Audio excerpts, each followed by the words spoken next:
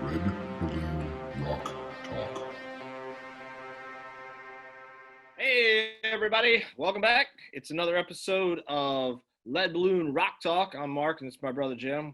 If you're just tuning in for the first time, we're two brothers that enjoy a lot of rock and roll, and we just like talking about it.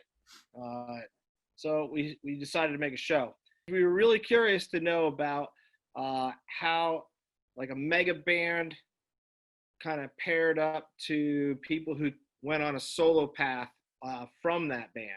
And tonight I'm going to look at Genesis and Phil Collins and Peter Gabriel and see how they fared, like, kind of album wise and their success. And also, we're going to do Black Sabbath and Ozzy Osbourne and go through that as well a little bit.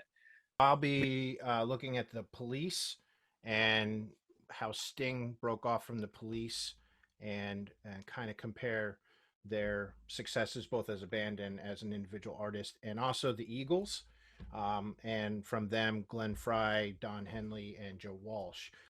It's interesting that the four bands that we chose, so all of them started from basically nothing. They had to build their reputation and their fan base from the ground up, and they went on to be hugely successful. And then these individuals that came out of these bands went on to huge solo careers. Also, the bands that we're talking about have, it's a broad range of genres or subgenres under the rock moniker.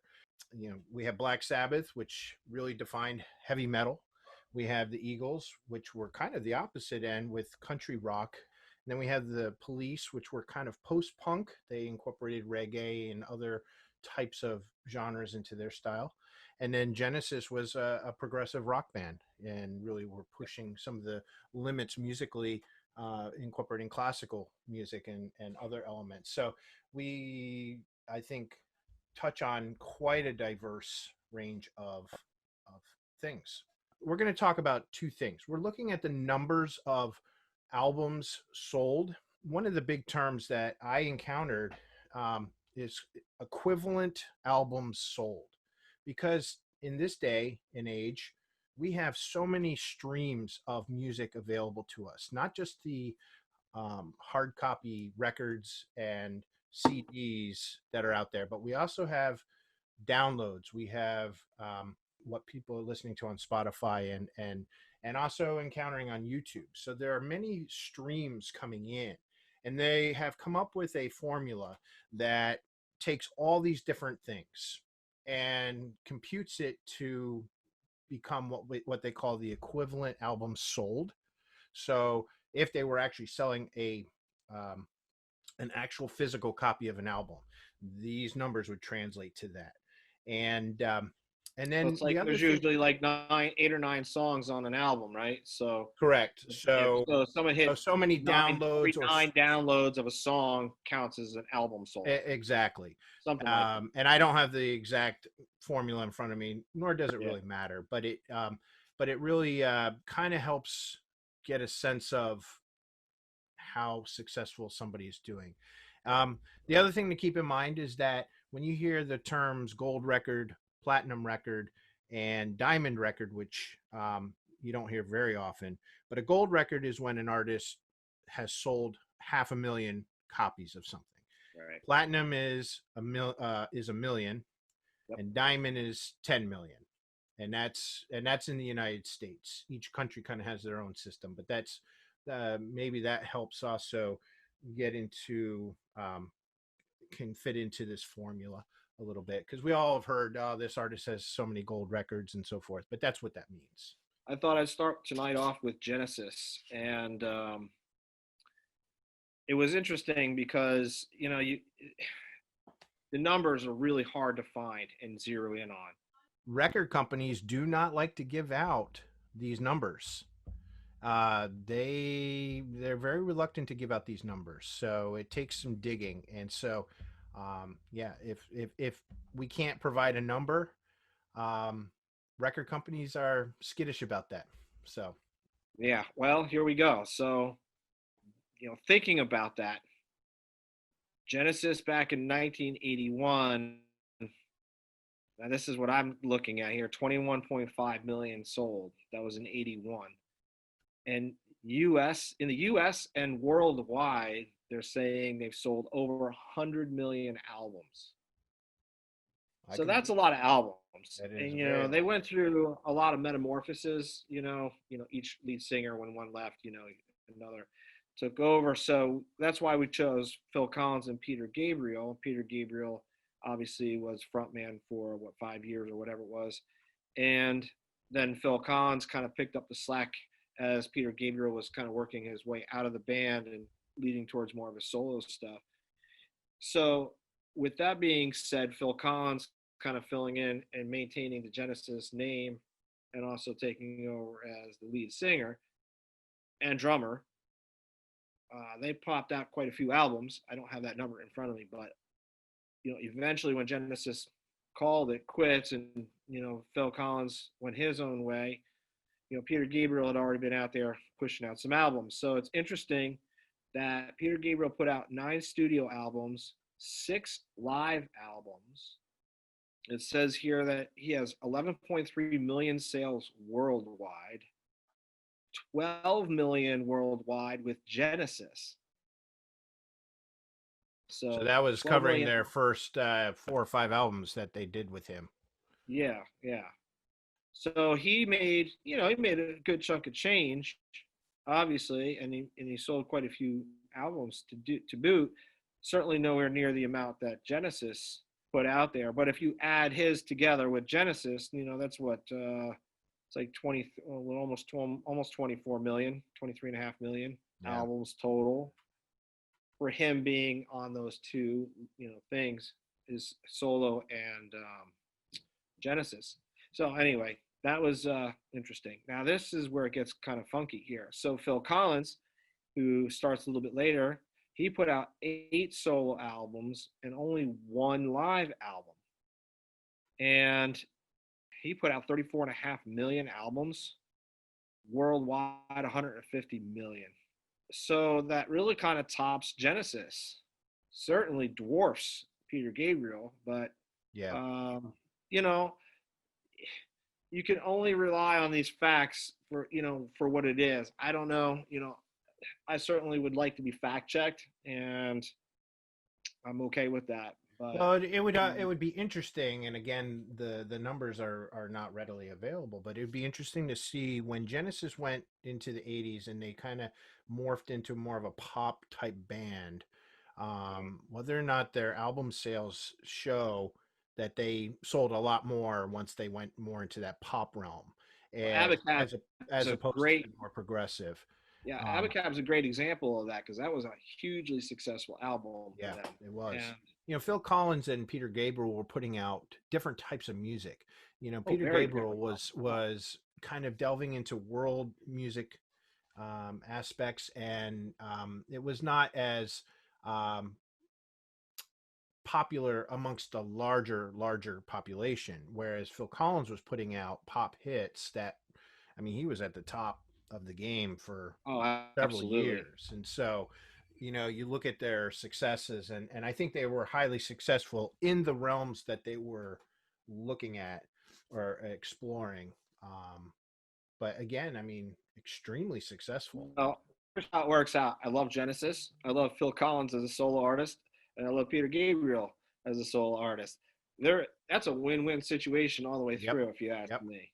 They touch a lot of people. You know Yeah, what I mean? they did. If you add up all those albums, that's just millions and millions and millions of people. Yep. That's a lot of people. Yep. So, all right. So let's move over to Sabbath and Ozzy because this is where it really gets interesting. So, Sabbath being a band who's been through everything for every reason, from Ozzy to Ronnie James, etc., to just going through so much. And here they've sold, well, let me just start here. They have 19 studio albums and 6 live albums. That's a That's a lot. lot of albums. That sure That's a is. lot. And over 75 million albums sold worldwide and still counting. Yep. So from that, you got to remember Ozzy left Black Sabbath in 1979, and here it is 2020. All right. So keep that in perspective as I say this. Ozzy put out 12 studio albums.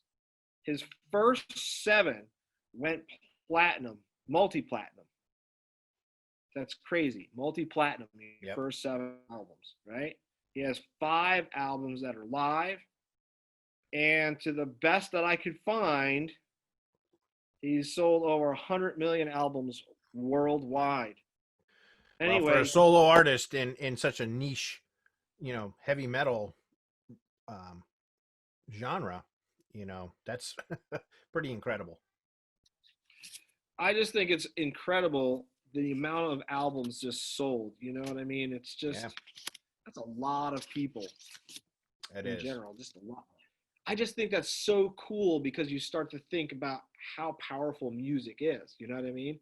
Yep. And it's just, the more bands you like and how many people listen to your, that genre that you're listening to, it's just exponential. It's really just a really neat thing to think about. So, They obviously have tapped into what people want to hear, and yeah, absolutely, and has found resonance. I mean, people are definitely resonating with it. So I'll start with the Police, and as I start to read through these numbers with the Police, consider this, that their career essentially was 4 years. They were together for about 4 years, and then they stopped at the height of or at the peak of their power, if you will. They walked away after Synchronicity, and they were a major band at that point. So so just because I have to, this is where egos got to the better of the 3, and 2 in particular, who we will not talk about by name, but let's just say that, yeah, it's a shame that they broke up at the height of this, and it's a shame they couldn't figure out how to keep it together. But yep, maybe they were better off on their own. They put out 5 studio albums, 2 live albums, 7 compilation albums. They had 26 singles. They had 5 #1 hits. As the Police, they sold just over 46 million copies. They sold as singles like 45, things like that, 24 million. So this is before any kind of streaming. What's a 45? Oh, what's a 45? Basically one song would fit on a side. So you had your A side, which was your hit, and then you had a B side. And that's what they called them, A sides and B sides. Now these records have nothing to do with what we're talking about, but so here's a 33, the good old Dave Brubeck Quartet, and then this is the Steve Miller Band, and this is the 45. This one has a smaller hole. This one actually came from England. The ones that's sold in the United States actually had a much larger opening here. If you combine all the streaming and everything put together, they have sold the equivalent of around 96 million albums, just on a 4-year career and 5 albums. Their song "Every Breath You Take" is the 5th most successful song of all time, and that sold the equivalent of almost 33 million copies. That was what the Police accomplished. Then Sting, at the age of 34, no doubt, went solo. So think about this. He was 34 before he started his solo career, and he put out 14 studio albums up to date now, 6 live albums, 9 compilation albums, 48 singles. He's won 16 Grammys. He has had the equivalent albums sold of 79 million just by himself. And his most popular albums were the first 2 or 3 albums. Some of his later stuff, he's gotten much more into some music that it's more like folk music and things like that, which is going to only appeal to a smaller type of audience. But nonetheless, an incredible career, and he's still going. So you combine the two with, the Police and Sting, and that's roughly about 170 million albums sold between the two entities. So that covers the Police and Sting. And then the Eagles, another very interesting example. The Eagles, a tremendous career. And they essentially existed for about 9 or 10 years before they imploded. They have since gotten back together for a couple of major tours. Choice word there, imploded. I What's like that? it. I said choice word. Very nice choice. Yeah, they definitely imploded. Again, case of egos and other things. But again, consider that their legacy really was about 9 to 10 years long, and they put out 7 albums in that time frame from 1971 to 1980. They had 5 number one singles. They had 6 number one albums out of those 7. They won 6 Grammys, and they sold about 65.5 million albums, physical albums at the time. They sold 16.5 million singles, those 45s. Their greatest hits compilation, they're called Their Greatest Hits 1971 to 1975, is the highest selling compilation album ever at over 30 million sold. So their total, and Hotel California is their second most successful album of all time, and it's the most successful song of all time. So you have this Hotel California and the song Hotel California. Yeah, that's great. Incredible statistics. Their equivalent album sold to date is 171 million. Oh, just the Eagles, 171 million. Wow. That's a lot. So then Wow. out of the Eagles. Okay, so my jaw just really. Yeah. That's crazy. Pretty crazy. I mean. Anyway, that's. So you have 3 artists in particular that came out of the Eagles that went on to have high visibility solo careers. And the first one was Joe Walsh. And Joe Walsh came into the Eagles at the time of the Hotel California album. So he came in while as they were reaching their peak. He was already kind of very, very well known. He'd already put out some solo albums, and he was part of the James Gang, which also had a couple of major hits from their catalog. It's interesting because Joe Walsh, you cannot find much information at all online about albums sold. He's put out 12 solo albums, and I think the James Gang put out 3 albums, if I'm not mistaken. But there is no defining number out there, which was disappointing. But I mean, because he's had a few hits that I couldn't even find information how many gold records or platinum records he has received. It's just the information is very spotty. Glenn Frey is another one, and he put out 5 solo albums. He had some major hits during the 80s. Absolutely. One that ended up in that famous TV show Miami Vice, which dates us a little bit. Fantastic show though, and he's done some other stuff, but again, you cannot find any kind of numbers on albums sold, which was disappointing. Now, Don Henley is the third one. He was the drummer and co-vocalist in the Eagles, wrote a lot of the hits for the Eagles, but his solo career, he put out 5 solo albums, and they do publish his numbers. He has sold 10 million albums. Out of those 5 albums have sold 10 million copies, and he's had 8 top 40 singles and 2 Grammys on his material. So again, here's a case where the band really just dominates the charts, or the albums sold. And the artists, although they were big names, very prominent names, and still are, they did not generate the sales.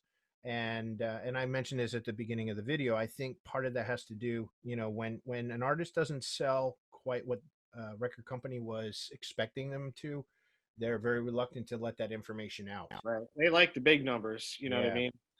I'm Because just here's Don Henley selling 10 million. They had no problem making sure that was out. well, let's But take a look at just the groups that we looked at today really quickly. I yeah, think Ozzy kind of surpasses everybody as solo. I think yes, we can concur that, right? By a lot yes. in most cases. And I would So say Sting. Well, no, I can't say that. I think Phil Collins came in second. How many did Phil Collins sell? 34.5 million, I think it was. Oh, okay. Well, then Sting has outsold Phil Collins. Yep. That doesn't actually surprise me either. So Mm-hmm. anyway, well, that was enlightening. I really enjoyed doing this show today. It Yeah. was fun. This is Mark. This is Jim over here. This is Lead Balloon Rock Talk. Have a good one, all. Bye bye.